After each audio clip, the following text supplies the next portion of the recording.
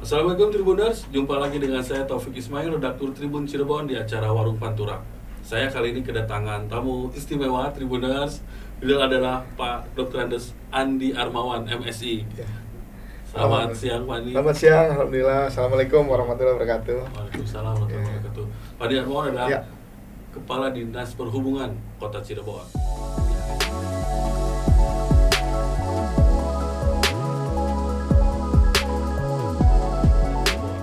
Ini akhir tahun nih, Pak Andi lagi sibuk nih.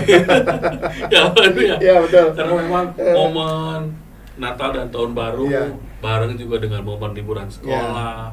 Ada beberapa hal yang harus disiapkan oleh Dishub dan kolega ya untuk Ya. memastikan liburan Tribuners nih ke Cirebon aman, sukses dan ya. Pak Andi, Siap. gimana nih persiapan untuk liburan Nataru dari Dishub? Dishub ya. Baik, Mas Opik dari Tribun Cirebon ya. Ya. Alhamdulillah saya apresiasi, terima kasih diundang oleh Mas Opik dan Ya, teman-teman sama-sama. semua untuk bisa memberikan informasi kepada masyarakat tentunya. Salah satu tugas kami adalah memberikan pelayanan pada masyarakat. Oh, ya. Tapi kembali bahwa tanpa informasi, tanpa pesan yang tersampaikan kemudian diterima oleh masyarakat, artinya itu kami gagal. Nah, Oh, ini Mas iya. Opik. Jadi Iya, iya. berangkat dari tadi kami terus bagaimana setelah kami rapat tidak puas, Mas Opik. Kami lakukan kegiatan-kegiatan yang sudah kami lakukan kemarin bersama Pak Wali Kota, Pak Kapolres, unsur Forkompinda, kemudian teman-teman kesehatan melakukan satu kegiatan ramcek. Mas Opik, ramcek itu apa? Pemeriksaan kelayakan kendaraan angkutan, dalam hal ini bis Ya. dan angkutan barang yang lain. Kenapa mesti diramcek? Itu tadi kita tidak cukup melakukan uji kelayakan atau KIR ya sebutannya, yang melekat pada masyarakat selama 6 bulan sekali. Tetapi saat-saat ada event yang sifatnya perayaan keagamaan seperti hari raya, kemudian Natal, tahun baru, kita lakukan langsung. Bis yang ditumpangi oleh masyarakat itu diharapkan bisa lancar, bisa aman, dan selamat sampai tujuan. Apa saja yang dicek? Ada beberapa item, Pak. Kemudian disc brake atau pengereman, lampu, kemudian wiper, kemudian kelengkapan yang lain, sampai hal yang kecil, Pak. Di mobil itu disiapkan nggak dengan alat pemadam kebakaran lapar. Kemudian bagaimana saat terjadi situasi genting memecahkan kaca juga kita lihat ada tidak alat itu. Nah, kemudian kalau mobil itu tidak lengkap, kira-kira apa yang akan diberikan? Sanksi kah? Apakah? Tidak, kita memberikan sanksi hanya stiker saja. Stiker itu memberikan kepada masyarakat untuk memilih. Artinya mobil bis mana yang kira-kira bisa untuk mereka tumpangi. Karena kan hak masyarakat Ya, untuk mendapatkan pelayanan itu yang gitu kan. baik. Dikasih stiker warna biru. Nah, manakala ada hal-hal lain seperti tadi pengereman, kemudian lampu agak sedikit kurang terang atau dari tim penguji kendaraan itu diberikan stiker merah. Untuk apa? Untuk mereka lebih waspada lagi. Bahwasanya diingatkan ada rekomendasi bahwa rem ini ada masalah. Nah, kemudian setelah itu lampu misalkan ada bermasalah, wiper tidak bisa berjalan sempurna. Silakan untuk melakukan perjalanan lebih hati-hati. Setelah itu lakukan perbaikan. Itu stikernya ditempel di depan, Di depan kaca sebelah bawah sebelah kiri, Mas Opik. Siap. Nah, masyarakat dihimbau untuk menaiki kendaraan itu lebih selektif. Silakan lihat mobil-mobil mana saja yang sudah dilakukan uji kendaraan. Nah, di samping itu kami juga tidak lepas bagaimana secara kesehatan psikis dari pengemudi. Nah, kita lakukan juga kemarin uji kesehatan. Kenapa demikian? Banyak kejadian pengemudi itu ngantuk, kemudian itu punya masalah dengan tekanan darahnya dan sebagainya, ya kan? Kemudian tidak bisa beroperasi. Ya sudah, diberikan rekomendasi oleh dokter yang melakukan pengujian. Itu, Pak. Kalau hasilnya kemarin dari ramcek kemarin, Pak Andi, seperti apa? Memang bus yang ada di Harjamukti ini layak jalan atau seperti apa? Sementara kita tadi monitor juga sampai 2 hari, alhamdulillah masih lancar, Pak, masih lancar. Kemudian armada juga untuk kami sampaikan untuk mengangkut masyarakat yang ingin berlibur Natal tahun baru itu, alhamdulillah tercukupi. Ya. Kalau selain bus sekarang juga trennya masyarakat liburan ke Cirebon juga pakai shuttle atau pakai travel gitu. Ya. Nah, itu ada pengawasan juga Pak ya, untuk idealnya seperti itu. Bahkan kami juga kemarin saat Lebaran kami lakukan pengecekan secara acak ya untuk shuttle.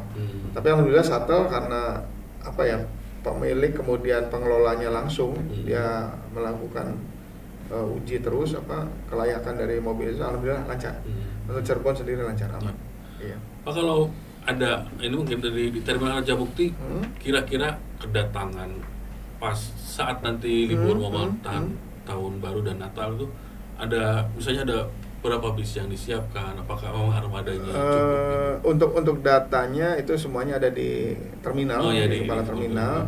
Cuma kami bisa pantau kemarin kurang lebih dalam satu hari itu antara 90 sampai 150 ada masuk.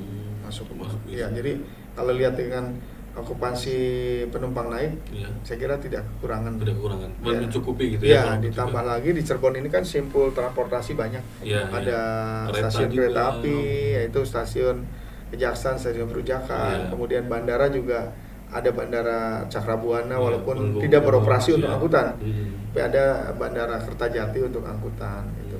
Nah, satu pelabuhan walaupun kita pelabuhannya hanya pelabuhan untuk batubara, bukan pelabuhan penumpang umum gitu ya. Tapi itu juga bisa memungkinkan saat-saat tertentu misalkan stuck, tidak ada angkutan dan sebagainya, terkirim misalkan mau kapal angkutan untuk mengangkut itu bisa juga kondisional bisa gitulah ya.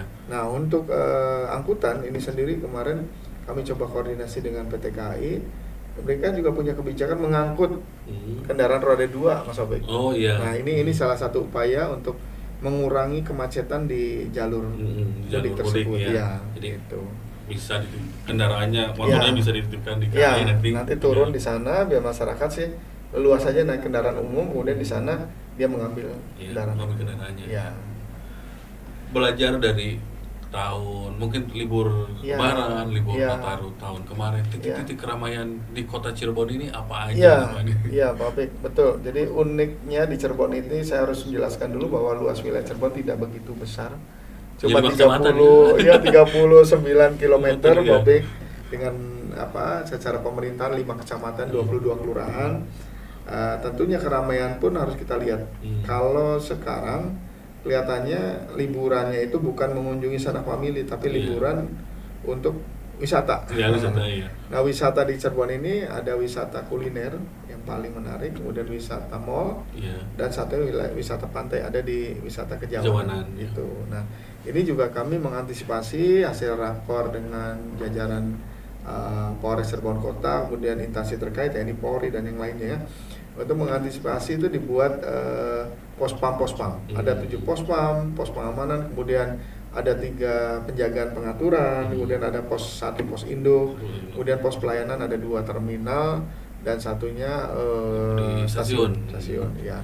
Nah, itu semua terkoordinir dan satu pengawasan pengendara ada di Polres Cirebon Kota. Kami mengikuti dari kebijakan Polres seperti itu, Mas Abu.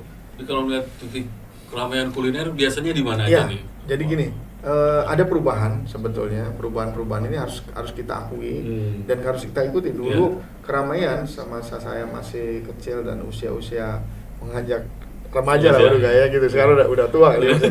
Nah, ini adanya di Jalan Bahagia dan Jalan Pasuketan. Ini karena di sana ada Mall Hero, kemudian di Pasar Balong ada Mall Matahari.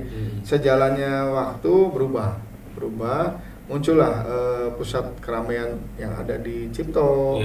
Awalnya di Tentara Pelajar dulu. Dari situ ada Grage Mall, kemudian bergeser sekarang ke CSB.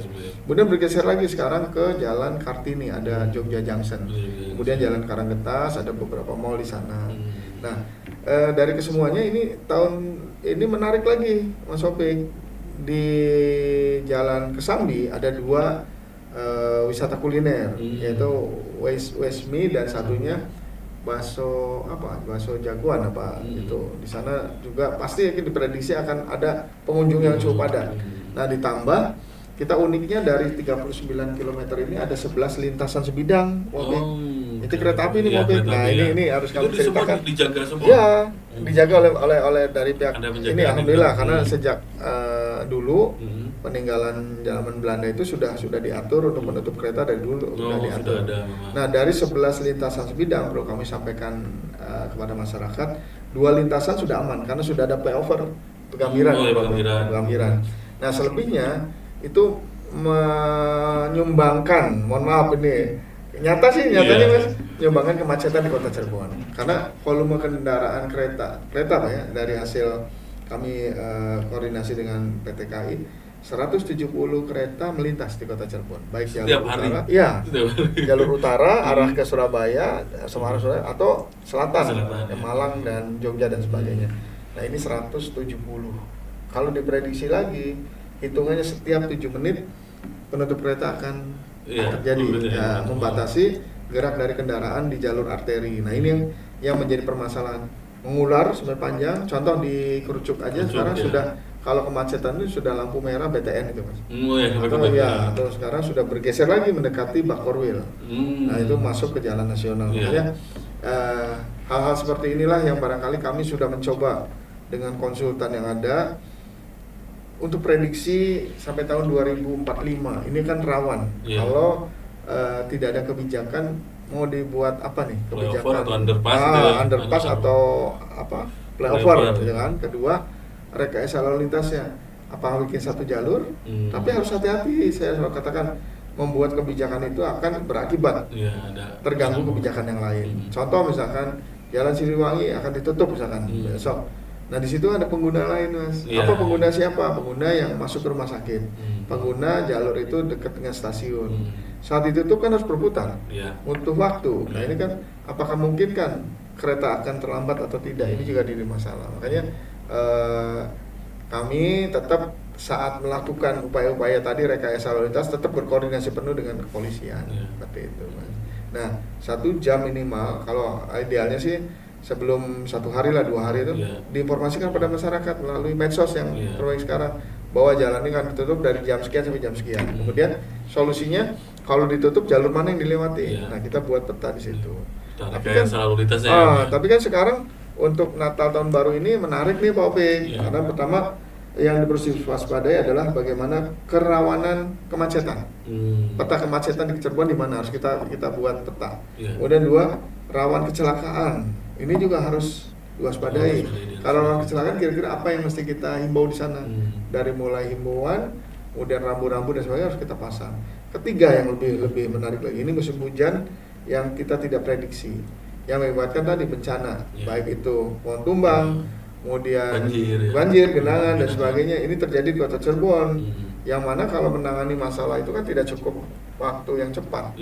Pohon tumbang saja Mas, ini kira-kira evakuasinya pohon itu gimana? Kemudian menimpa listrik lagi apalagi. Kira-kira PLN siap tidak untuk dalam hitungan menit, detik harus menyambungkan kembali. Nah, ini kan harus dikomunikasikan dengan baik. Nah, itu yang tadi saya katakan, tidak cukup satu koordinasi saja, tapi tindak lanjut dari koordinasi ada koordinasi yang lain. Seperti itu Pak Opik. Memang kalau mendengar cerita Pak Andi kayaknya bakal sibuk gitu. Betul Pak Opik. Bahkan kalau boleh saya cerita, saya sudah ditakdirkan lahir tanpa libur di hari-hari itu. Karena dari dulu harus bersinggungan dengan masyarakat.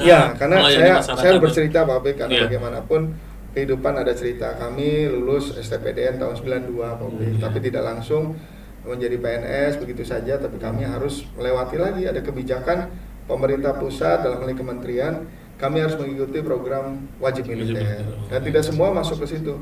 Dan alhamdulillah gitu ya. Alhamdulillah kami di tahun 92 itu bersama teman-teman kami dari Akademi Militer, kami sama-sama ditempatkan pendidikannya di Pusat Infanteri, kami sama-sama kecabangan pun sama. Saat bertugas pertama menyandang pangkat luar biasa Letnan 2, bangga banget waktu itu dengan teman-teman kami yang sekarang sudah sebut saja hormat pada jenderal-jenderal itu kami bangga karena punya pengalaman tersendiri dibanding mungkin juga teman-teman yang kami sekarang berdinas. Saya lebih punya frame-nya ke belakang, kami pernah militer, bagaimana seorang militer itu ada tidaknya peralatan, ada tidaknya dana kita harus siap.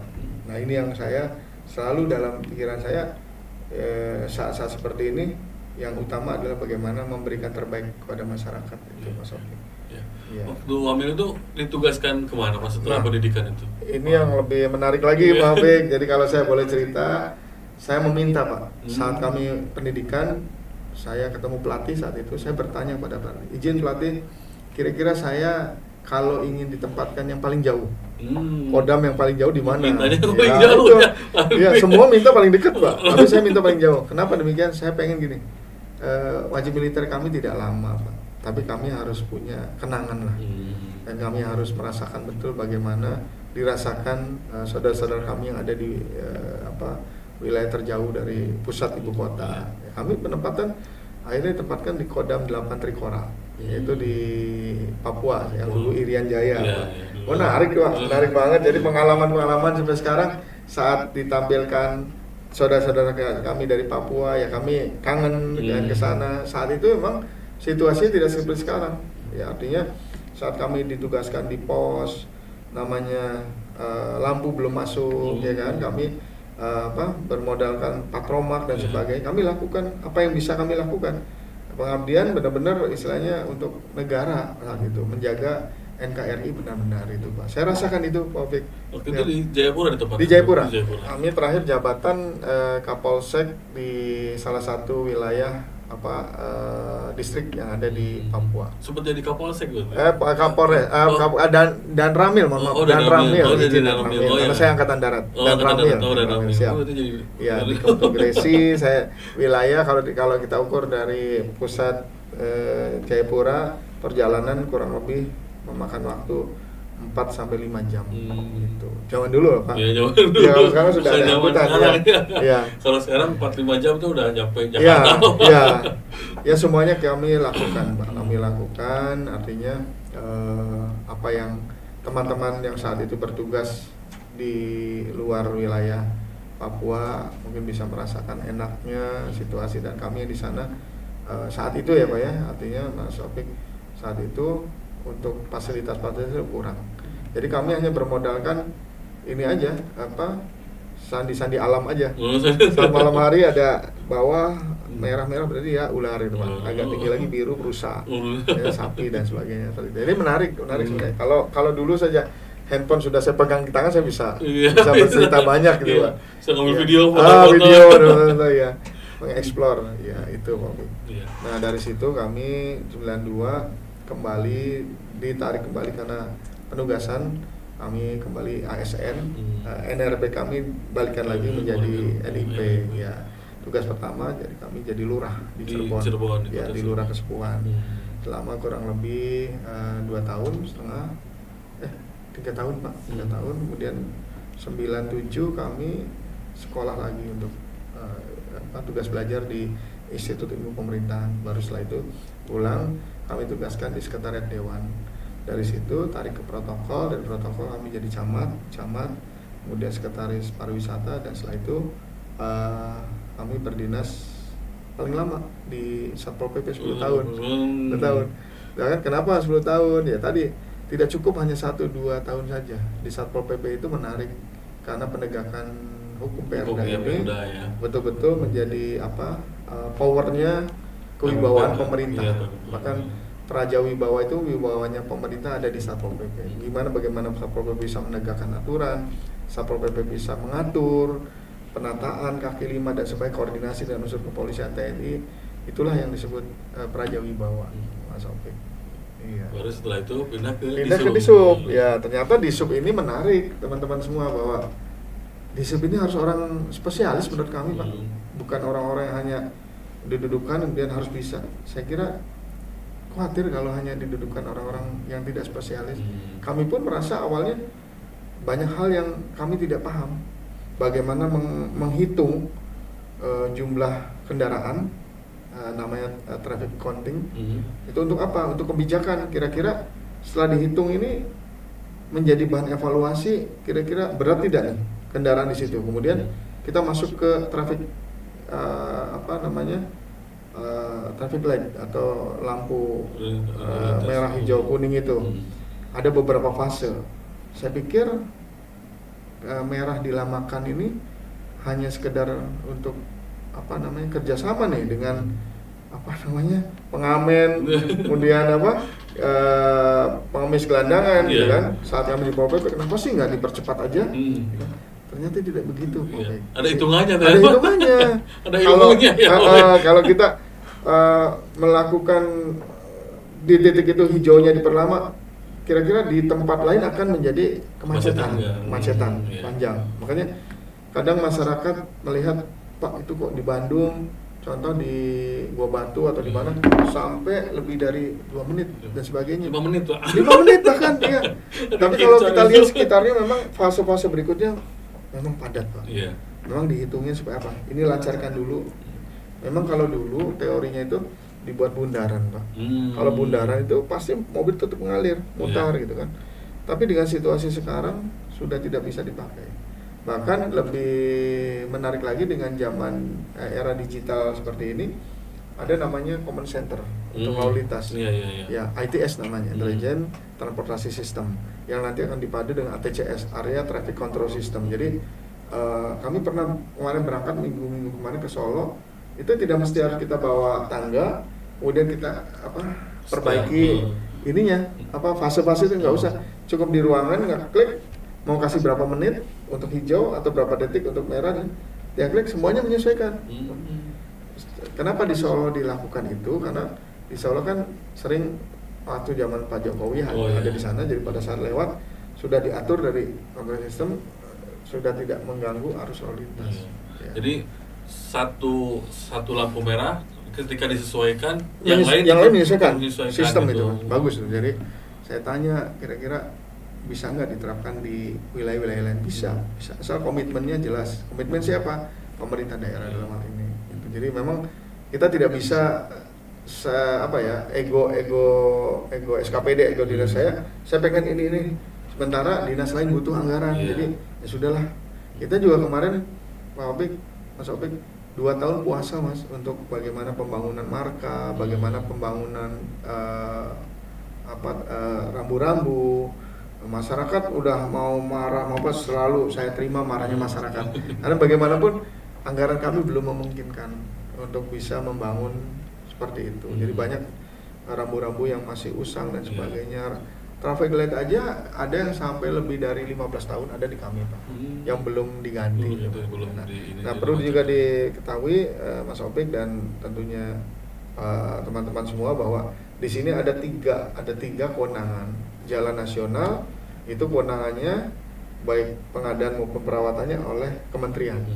Kemudian di provinsinya ada BPTD, Badan Pengelola Transportasi Darat. Kemudian di wilayahnya itu dikelola oleh kepala terminal, kepanjangan tangan dari kementerian. Nah, ada namanya berikutnya jalan provinsi, yang mana pengadaan, pemeliharaan dan pengaturannya oleh provinsi. Itu dilakukan oleh UPTD 4 di sini di Kedawung, di wilayah kami. Nah, jalan yang berikutnya jalan kota, yang mana kami yang punya kewenangan untuk penyiapan penerangan jalan umum kalau malam hari, bagaimana pemeliharaan dan sebagainya. Siang harinya kita mengatur lalu lintas dan sebagainya, bekerja sama dengan kepolisian. Itu yang kami lakukan. Ya, berarti memang ada, ya Tribuners harus tahu juga, berarti ketika misalnya daerah ini macet, itu atau jalannya kondisinya seperti apa, harus dilihat dulu ini status jalannya, kewenangan jalannya, gitu kewenangan siapa. Tapi kan kita juga tidak bisa seenaknya ngomong itu kewenangan ini terus selesai, kita tidak mau berbuat salah juga, gitu kan. Karena bagaimanapun kami ini adalah pelayan masyarakat. Lakukan dulu lah, ya. Apa yang bisa dilakukan? Iya, contoh gini, mati lampu TL kami, Pak, di bypass, itu kewenangannya kementerian. Kalau kami bisa bicara, wah bukan kewenangan kami, tinggalin aja, beres kan? Nggak bisa begitu. Kami datang, sebisa kami perbaiki, sebisa kami lakukan antisipasi dulu. Kalau sekiranya butuh alat yang kami tidak miliki, kami bisa melakukan kontak dengan pusat, mohon dikirim barang-barang itu. Kemudian setelah itu tindakannya apa? Kita koordinasi ke kepolisian, Pak izin, Pak Kasat izin, kira-kira bisa nggak diinformasikan pada masyarakat bahwa wilayah kami terganggu jalur ini. Kemudian minta supaya jalur tersebut ya dialihkan atau gimana lah. Dan dari sana itu ada kesempatan ngirim alat, kemudian kami cepat dipasang. Sempat terjadi seperti itu, Pak Wik. Di kami seperti itu. Bahkan hujan waktu itu, alat nggak ada, gimana caranya? kami cari, solusi pertama adalah CP1. Cari dulu kira-kira yang tidak rawan kemacetan. Kita ambil alat itu, kita pasang. Yang penting jalan dulu deh, yang penting ini bisa harus lancar. Yang ini sih biar aja karena kondisi volumenya tidak begitu berat, mati kan Pak. Nah besoknya baru dari pusat datang, kita tukar lagi, yang ini balikin lagi ke tempat. Seperti itu. Melihat persiapan untuk Nataru sendiri, itu kira-kira titik kemacetan di titik yang tadi Pak sebutkan, titik kemacetan yang di Kota Cirebon sendiri di daerah mana sih? Kalau kemacetan untuk arus mudik balik besok tanggal 21 dengan dibagikannya rapot anak sekolah, kemudian orang tua juga sudah menyiapkan sebut aja lah kegiatan berwisata tempat lain. Ini diberikan 21-22 puncak. Berikutnya baru perayaan Natal. Nah, perayaan Natal adanya di titik kemacetan ada di tempat-tempat titik gereja. Mulai jam 3 itu sudah melakukan ibadah tanggal 24. Ada di Yosudarso, kemudian di wilayah Cangkol itu seputaran Remawungkuk karena ada gereja di sana. Kemudian gereja terbesar lagi ada di Duku Semar, Bunda Maria di sana juga ada. Cuma ada juga beberapa gereja-gereja yang saya kira untuk jalurnya bisa kita antisipasi untuk kemacetan itu aman. Cuma yang jalur yang agak rawan itu di Yosudarso Jalan Nasional, itu yang untuk tanggal 25. Nah, masuk ke tanggal arus balik yang kedua itu tanggal 30, 31 atau masuk menjelang tahun baru itu. Kemacetan pasti terjadi, terutama di jalur Pantura, kemudian masuknya ke kotanya di tempat-tempat titik-titik keramaian wisata kuliner.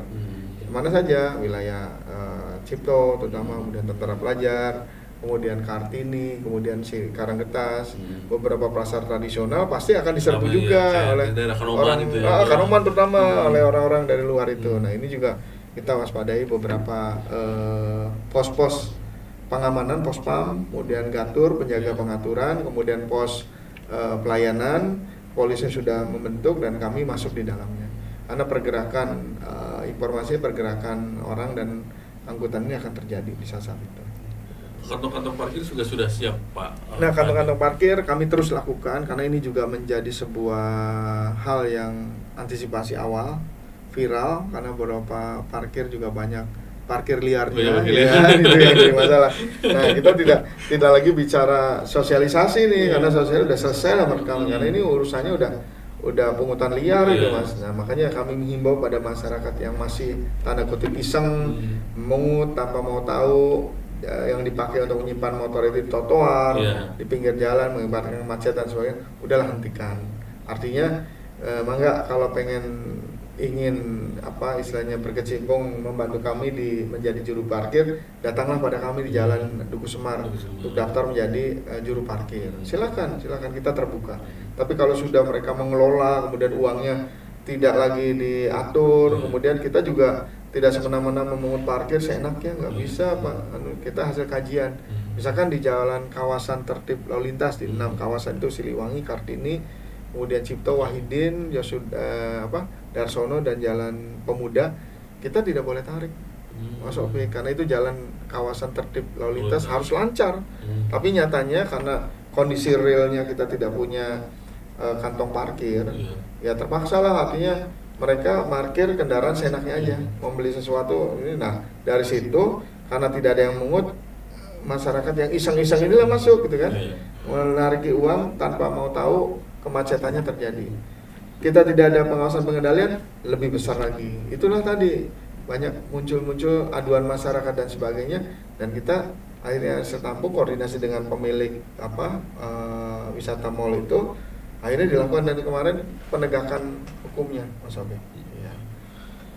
Saat momen libur Natal dan Tahun Baru ini juga bertepatan dengan musim hujan. Musim hujan, nah itu. Antisipasi bencana kan pasti sudah dibicarakan juga dibicarakan kemarin pada saat rakor juga dibicarakan untuk BPBD terutama menjadi leading sektor kegiatan ini. Tapi kita juga jangan lepas, bagaimanapun BPBD tidak akan bisa bekerja sendiri tanpa bantuan kami semua.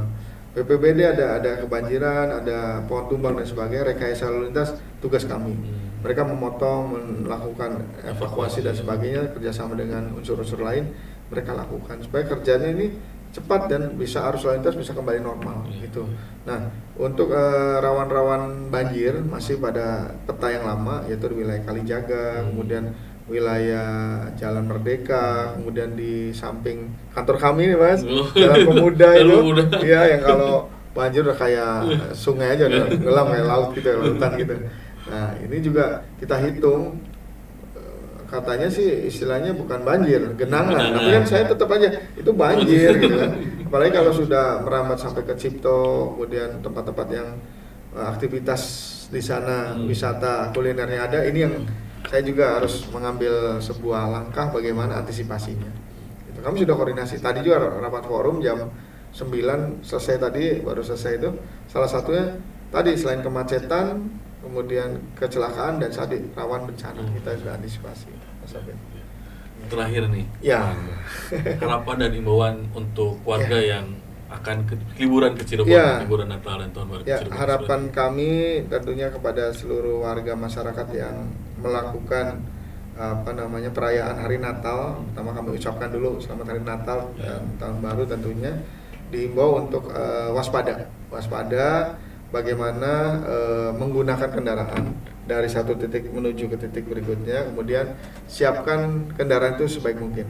Kalau dari perjalanan agak jauh, tadi saya sampaikan menggunakan bis, carilah bis yang sudah aman. Artinya kami sudah lakukan ram cek, ada tandanya di sebelah kiri bawah ada stiker warna biru, itu sudah lulus. Kalau masih merah, pertanyakan kira-kira merah ini apa? Tanyakan benar-benar, karena kita juga sebagai pengguna itu wajib untuk minta fasilitas, ya kan? Karena kita kan mengeluarkan tidak sedikit biaya itu. Kemudian titik-titik rawan kemacetan itu juga mesti harus terus memantau, dan kami juga dengan kepolisian tadi sepakat saat terjadi penutupan, pengalian arus sebagainya, kita berikan informasi lewat medsos atau informasi lain. Supaya apa? Supaya masyarakat ini tidak kecewa. Nah, terutama mereka-mereka yang perjalanan menuju ke stasiun, menuju ke rumah sakit, kira-kira kalau ditutup jalan itu lewatnya mana? Dan kedua, petugas harus proaktif, mengantar, mengawal sampai titik gitu kan. Jangan sampai dibiarkan mereka masuk, ditutup lagi, jadi permasalahan gitu loh Mas gitu.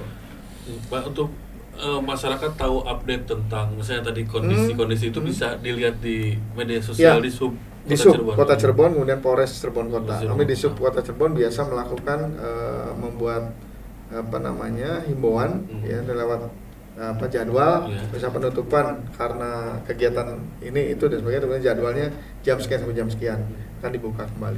Dan kita harus konsekuen, jangan di situ jam sekian masih ditutup aja satu hari gitu. Ini juga tidak konsisten gitu kan ya.